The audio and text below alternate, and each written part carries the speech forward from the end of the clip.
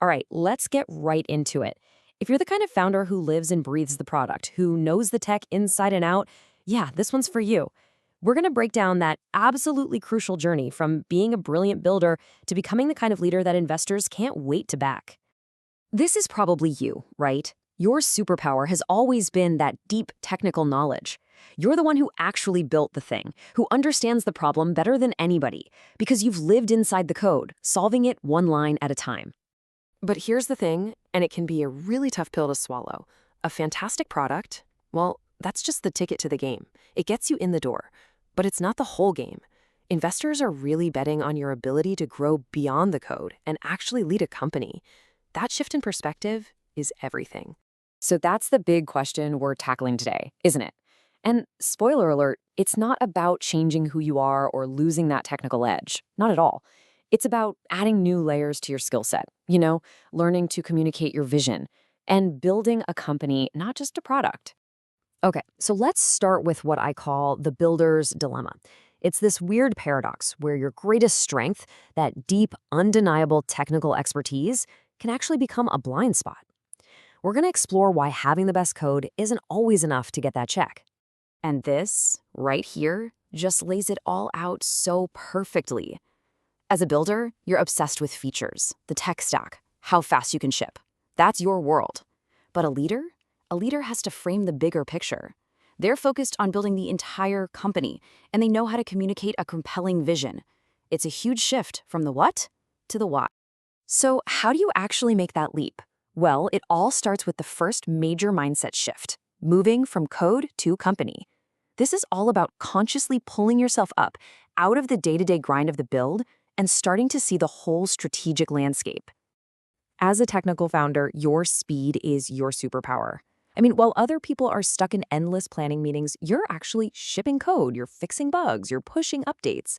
In those early days, that ability to just execute is a massive, massive advantage. But here's the challenge that investors are going to pose, even if they don't say it out loud. Is all that speed actually pointed in the right direction? Is it purposeful, strategic motion? Or is it just activity for the sake of activity? There's a huge difference. And this concept right here just nails it. Vision over velocity. And look, it's not about slowing down, not at all. It's about having the ability to articulate the why behind your speed. Investors need to see that you get the market, that you understand your unique entry point, your wedge, and why right now is the perfect moment to strike. A founder who can move fast and explain the why is incredibly rare and incredibly fundable. Okay, so once you've defined your vision, what's next? The next step is all about building belief. This is where you're in the room with investors and the whole game changes. It's not just about showing them data anymore. It's about earning their trust in you as a leader. I absolutely love this quote because it just reframes the whole process. An investor is sitting there asking themselves, can this person lead a team? Can they attract top talent? Can they make the really tough decisions? They are betting on your potential to become a CEO that people will actually want to follow. And here's some good news. You don't have to become some slick, flashy salesperson. Leadership in a pitch meeting is not about being the loudest person in the room. It's about showing that you have a grounded, confident command of your business. It's all about clarity. So how do you actually own the room? Well, it starts by anchoring everything in your why before you even talk about a single feature. Then, and this is huge, control the pace. Speaking slowly and deliberately signals confidence. Show them you've obsessed over the business model just as much as the build. And finally, when those tough questions come, and they will, lean into them. Engaging thoughtfully shows you're a leader, not just a defensive builder. You see, all of these steps are really leading to the most important part of this journey, a real, permanent transformation in how you think.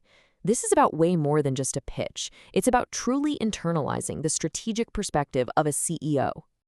This is such a powerful metaphor. The product you've built, that's the engine. It's powerful, it's essential. But a CEO has to understand the entire machine, the chassis, the fuel system, the steering, everything that makes that engine useful. And what does that machine look like? Well, it's all of this stuff. It's how you manage money, how you plan future products, how you attract and keep the best people, how you talk to stakeholders, and how you intentionally build a culture. Investors are looking for signs that you can think in these systems, not just in technical specs. And this brings us to a critical insight for any technical founder. Storytelling isn't fluff. It is infrastructure. The story you tell is the invisible framework that aligns your team, your investors, and your customers. It gets everyone pulling in the exact same direction. So what happens when you combine that deep technical expertise with these new leadership skills? You finally reach the last stage of the transformation. You become impossible to ignore. This is where you command attention, but on your own terms.